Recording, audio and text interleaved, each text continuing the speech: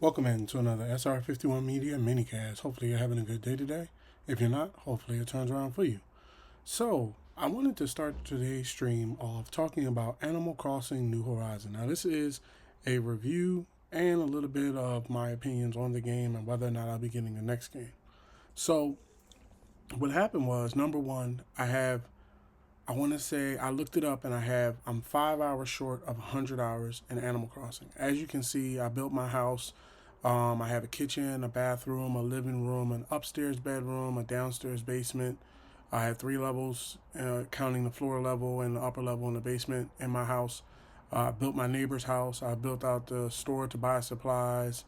I put a little bit of flowers on my island. It's really fun.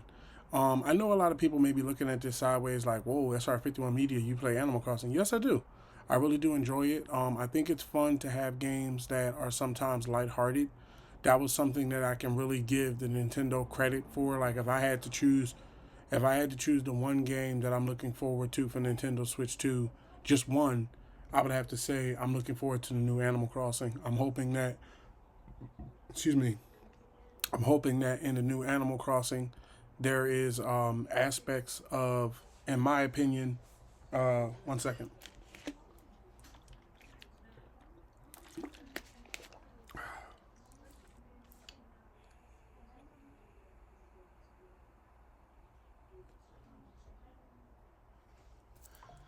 I'm hoping there's aspects.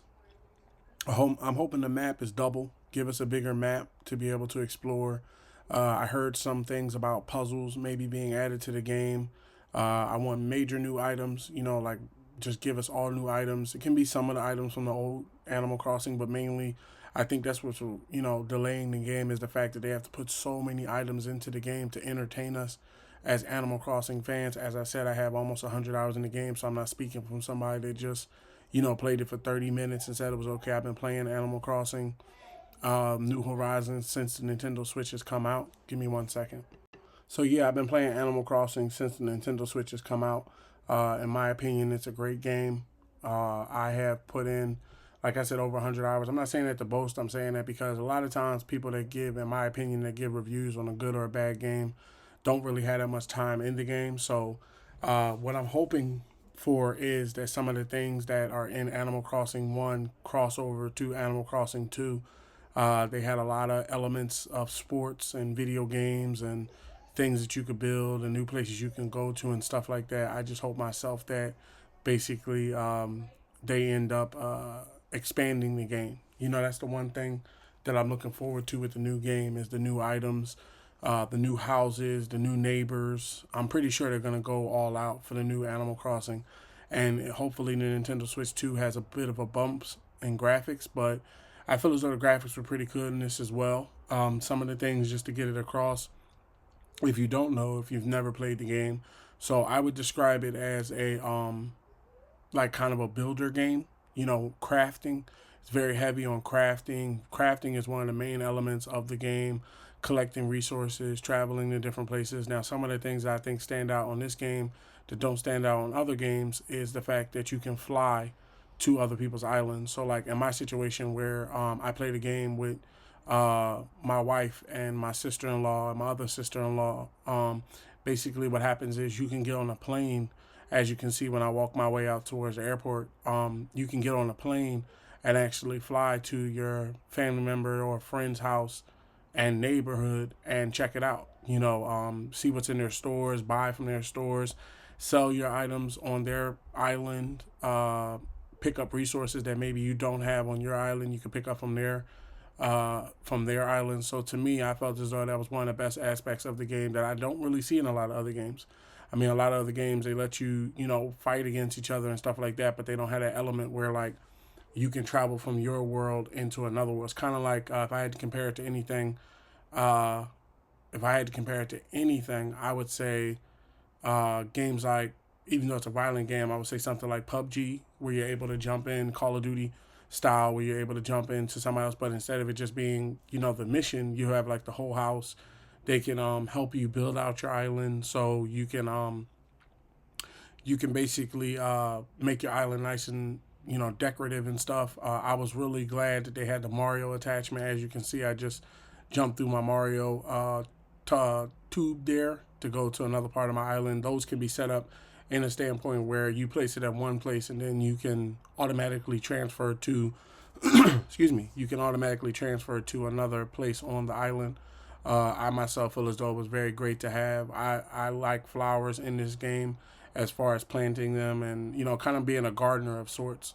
There's different aspects where if you plant certain flowers in certain sections, they can grow. I know they have golden roses that you can get. They have black roses. They have white roses. They have a lot of different things. Fishing is a part of the game as well.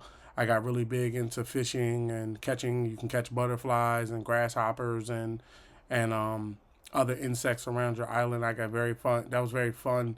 I felt, when you pass the lake and you see a shadow and you're like, hey, I'm gonna fish for this fish and see what I'm gonna get. And you never know what you're gonna get. You have to pull it up and have to basically see what it's gonna end up getting you once you got it in your hands. I got really big with fishing and crafting items to fish. As you can see, I planted a good amount of flowers. I wanted it to look, more homish. A lot of people would, say the same thing. If you have a house, if you have enough space, typically you have flowers out front of your house and vegetables in the backyard, and you can have a farm and they grow.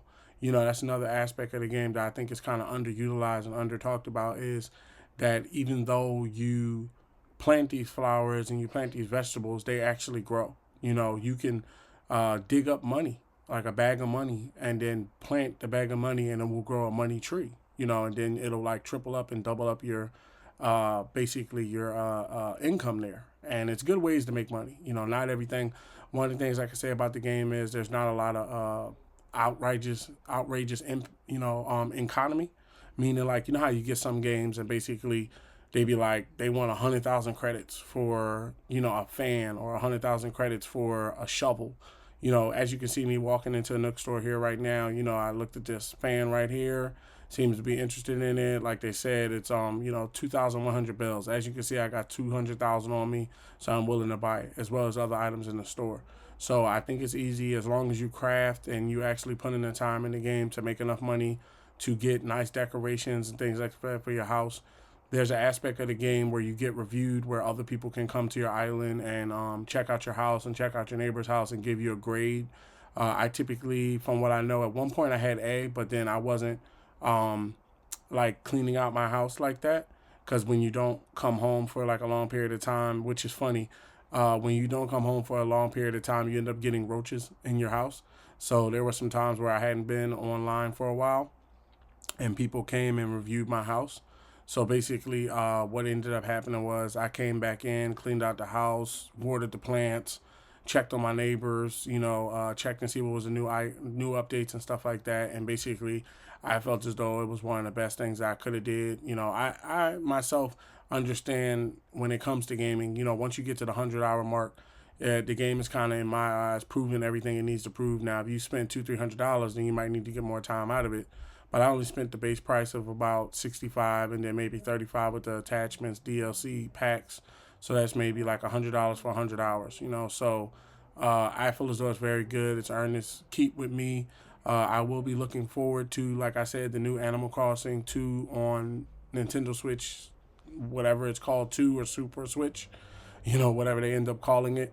I will be getting that game day one, and I will have footage for you guys and more information. I'll try to get the review out before I get to 100 hours. But I just wanted to give you guys and gals my opinion on Animal Crossing New Horizons on Nintendo Switch and put out my stats about it so far. If you haven't checked it out, be sure to check it out. If you haven't already, check out other minicasts on the channel. Drop a like where you can. And I will see you in the next stream. Thank you for listening, and I will see you in the next stream. Peace.